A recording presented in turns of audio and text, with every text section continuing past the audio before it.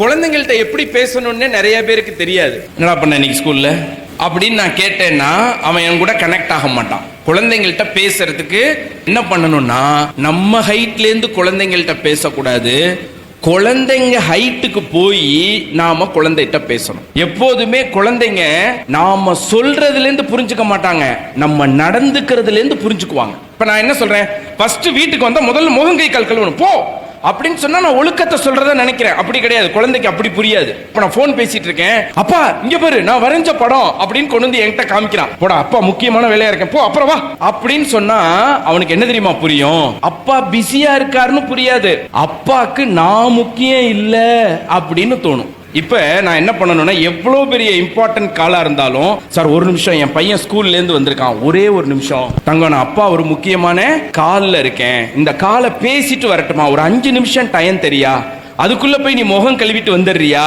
அப்படின்னு சொன்னா அவன் புரிஞ்சுக்குவான், அப்பா எவ்வளவு பிஸியா இருந்தாலும் நம்மள வேல்யூ பண்றாரு அப்படின்னு புரிஞ்சுக்குவான்.